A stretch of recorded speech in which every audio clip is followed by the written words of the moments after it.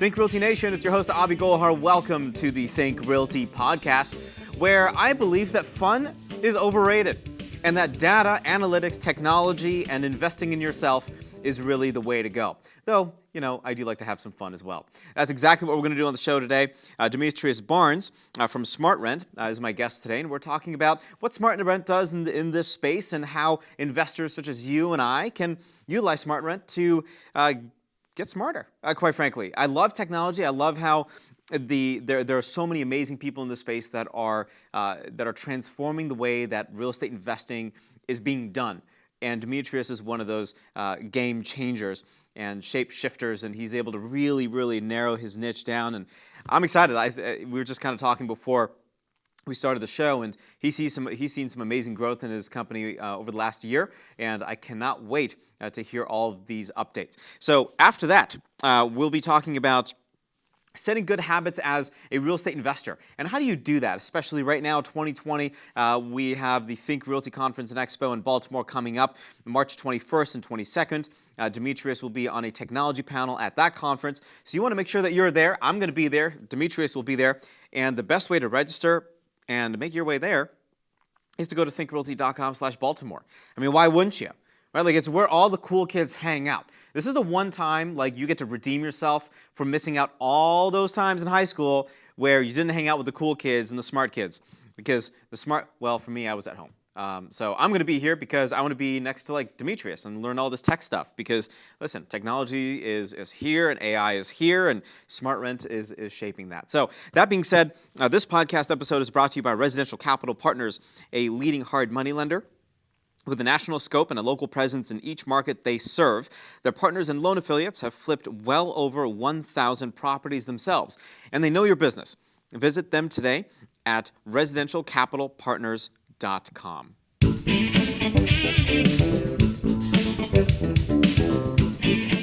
Demetrios, welcome to the show, my friend. How are you? Doing well, man. How are you? It's been a year since we spoke, man. Thanks for having me. Of course. Happy New Year as well to you. So help me understand a little bit about who you are, what you do for those viewers and those listeners that didn't hear our previous interview, and then tell me what's new with SmartRent. Yeah, awesome. So again, Demetrios Barnes, Chief Operating Officer for SmartRent. For myself, I focus on account management, marketing, and really getting our equipment and platform rolled out, trained, installed at various communities and asset types around the country. Awesome. And from my perspective, as a residential real estate investor, multifamily real estate investor, what does SmartRent do for me? What aching problem does it solve for me? Quite a few, actually. First and foremost, again, as an investor myself, really modernizing communities that exist today. Really, I think as an owner, as an operator, we're always thinking about how do I continue that rent lift? How do I continue the life expectancy of this asset? But there's only so often you can replace the flooring or replace the countertops, right? There's the next level, you got to take that. So we want to modernize that living experience. We want to make your communities more efficient, more connected, and we want to get ahead of things before things, really become an issue for you. So that's one side of it. But then we also want to provide a service for your residents, right? Which ultimately for you is going to give you some ROI on that. No, for sure. And as an investor, and you know this, I'm always looking for ROIs, and that's fantastic. What is that device behind you? I'm staring at this, and my ADD is all right. So Demetrios and I still need to have a conversation, but then whenever we pan and you take me off the screen, you see this little device. What is that? Is that your central control hub? How do I get one? Mom? Yeah. Demetrios has one and I don't.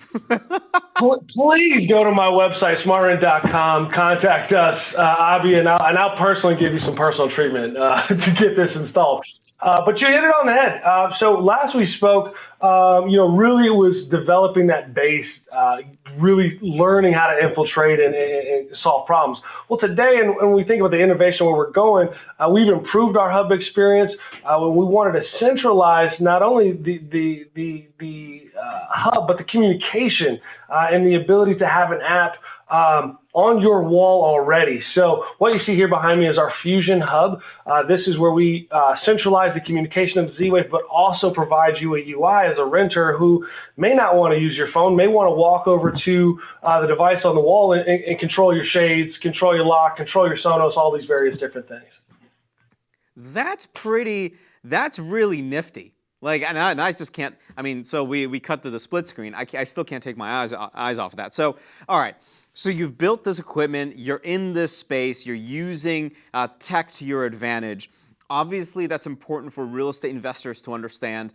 Before I ask you about trends and what trends you're seeing in the space, why is it important for real estate investors, specifically those, say, that are in the buy and hold space, to look at using like a device or technology like that instead of, quite frankly, just going at it old school? Like, hey, I have a Nest, or not even a Nest, like a downgraded version of a thermostat, and no tech in my home.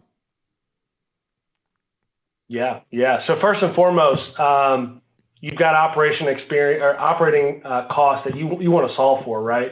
And so as an investor, there's a really good chance you're going to have more than one asset, right? And so to touch these various assets means you need bodies to do so. So when you have a centralized platform that can control these devices, not only do you have access and the ability to dictate what's happening, but now you know when things are going wrong simply before you send somebody out, right? And I think that's really where the power comes into play. It's really to say, hey, before things are happening, I can set guidelines to protect my assets.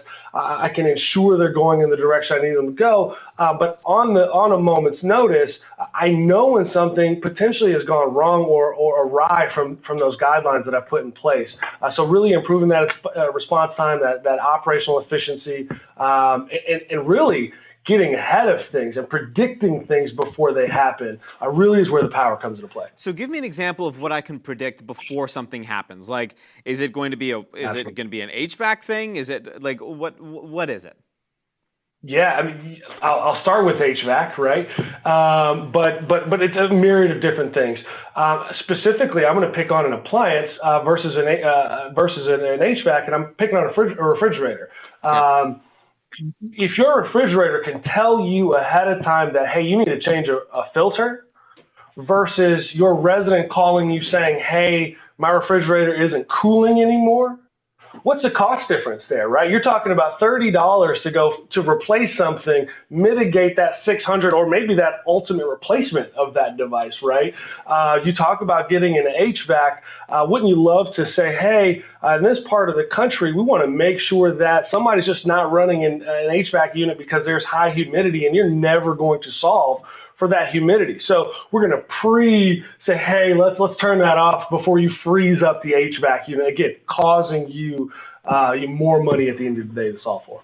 That's really smart. So essentially what I'm hearing is I can be more proactive instead of reactive with potential issues that could arise, because the last thing that I need is to get the call and say the HVAC totally shut down, it's not working, and that's going to be a heck of a lot more expensive than addressing it on the onset and saying, well, okay, I mean, here are a couple things that we can change, and all of a sudden the life expectancy of the unit dramatically increases, right? It's like taking a luxury car out for a ride, and you just keep driving it. You don't do any oil changes. You don't do any of that.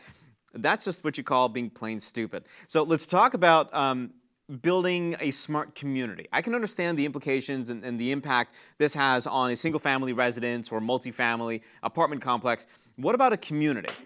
You've talked about it before. I've kind of read some stuff. Help me understand how you're linking everything together. Yeah, so I'm going to back up just for a second. What we really wanted to solve in our first 2 years was that unit control or in the SFR space, that specific asset. But now it's about the community, whether that's master development, whether that's an apartment community, whether that's a student housing community, doesn't matter to us. We want there to be control for you throughout the entire community. So that's your front door, that's your intercom system, that's your gates, that's your pools, that's your parking, right? So as you see this device behind me, another device that I just want to put in screen here is our new intercom system that we can put at the front of your community, front of the building. So now when you think of that Postmates delivery, that dog walker, when they're showing up to the community, now they can engage with the resident visually, right? Or over the phone, removing another barrier for you as an operator to go solve for, right? That you can enhance that communication right away. And now that resident can say, hey, let me let you in, from my door, and you can bring this Postmates up to my door versus having to put some slippers on, go to the bottom floor, whatever the case, right? You advance that and start talking about parking.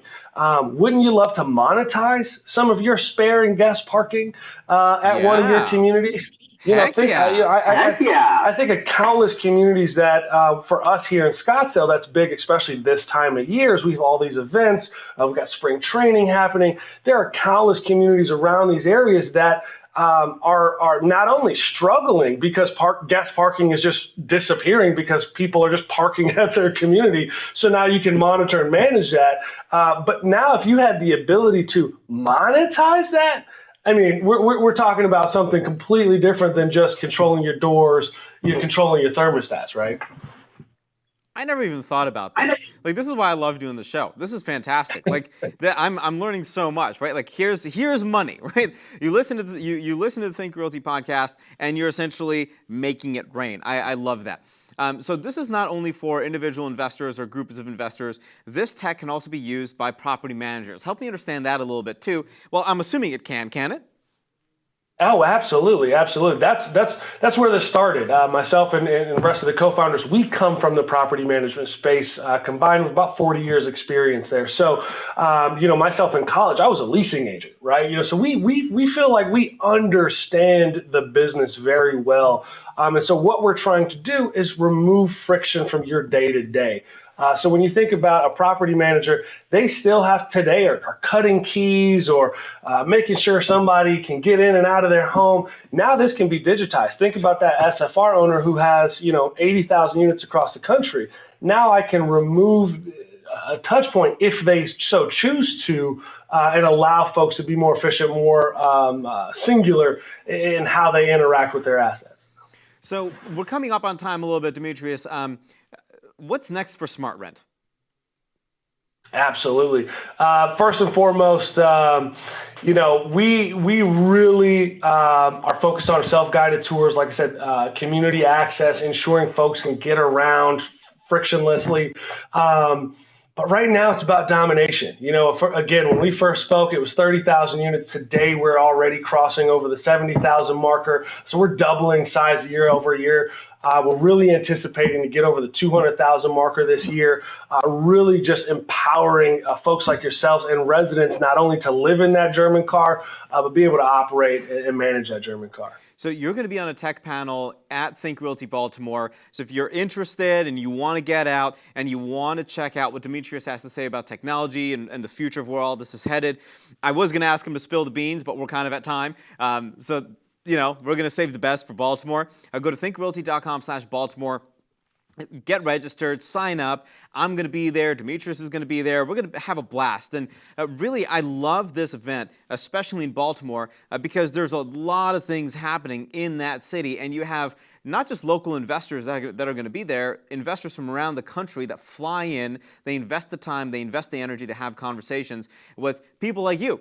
And that's really important. And as technology and as artificial intelligence starts to really step up this year in 2020, there's so many trends that now we need to be aware of that Demetrios already kind of knows, like, hey, this is what's coming down the pipe in the future, that you also as a real estate investor, property manager, institutional investor need to know. Here's what's working on the street, here's what it can add to your bottom line, and here's how you take advantage of it. Demetrios, I certainly appreciate the time. What's the best way to get in touch if I'm interested in that super cool futuristic Star Trek looking device that you have?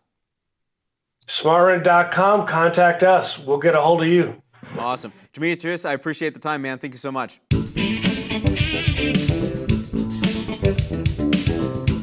Think Realty Nation, next up, we're talking about the good habits that you need as a real estate investor. This next segment is brought to you by Narada Real Estate Investments, your premier source for cash flow investment property. Visit them at www.turnkeyrealestateinvestments.com. So my friend Mike Hambright, really awesome real estate investor, and he puts together some of the best real estate masterminds in the country. He wrote an article for the Forbes Real Estate Council titled, "Are You Setting Good Habits as a Real Estate Investor?" And one of the habits that he talks about is be consistent. You know, you'd think that like this is really simple stuff, but I have a feeling that he's reminding us of that because he's not saying it.